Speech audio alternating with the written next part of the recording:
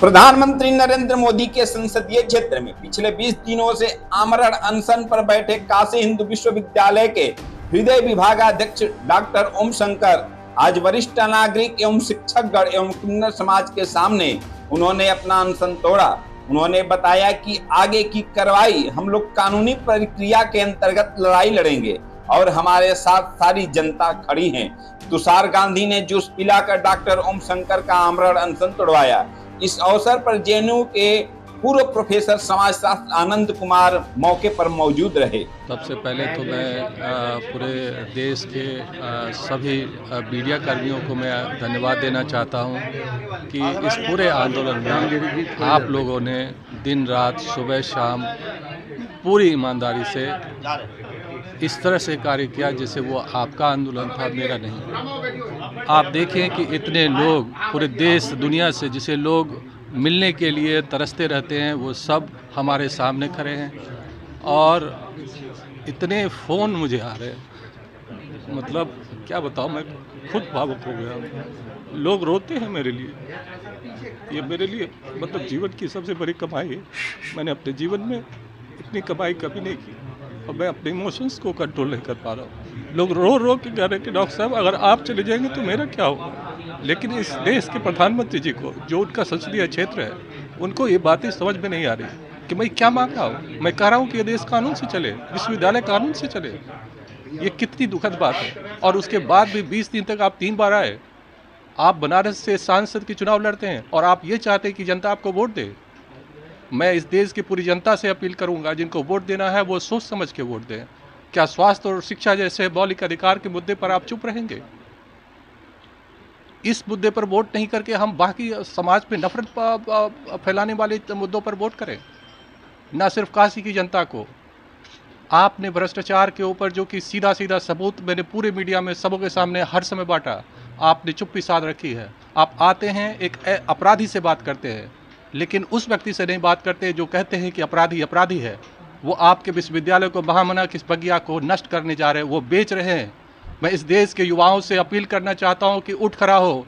तुम्हारे सारे संस्थान इस देश से तोड़ दिए जाएंगे। तुम फिर से उसी तरह से लाचार, बीमार और अनपढ़ रहोगे। तुम्हारी पीढ़ियां गुलाम बनेगी। तुम्हारे गुलामी के लिए आंदोलन चल रहा है। आपको प्रतिक्रांति की इस आंदोलन में आगे आके लड़ना होगा, अपने अधिकारों के लिए, अपने भविष्य के लिए, अपने बच्चों के लिए, अपने भाई के लिए, बहन के लिए। स्वास्थ्य और शिक्षा के मौलिक अधिकार के बगैर इस देश या दुनिया का कोई भी राष्ट्र खड़ा नहीं हो सकता। आप शिक्षा और स्वास्थ्य के मौलिक अधिकार को खत्म करके, उसके बजटों को कम करके आप कहते हैं कि मैं ट्रिलियन इकोनॉमी बना रहा हूँ। कोई भी ट्रिलियन इकोनॉमी किसी भी इंसान के अगर काम नहीं आए तो वो सिर्फ आपके 5 मित्रों 10 मित्रों से अगर काम आता है तो वो देश कभी भी आगे नहीं बढ़ सकता। आप देश को धोखा दे रहे हैं। और इस देश के नागरिकों को आपके माध्यम से मैं अपील करना चाहता हूं कि अगर आप सच में सभी वर्गों के सभी, क्योंकि देश सबका है, एक व्यक्ति नहीं बनता, हर वो गरीब अमीर सब गरीबी की खाई से बाहर निकले।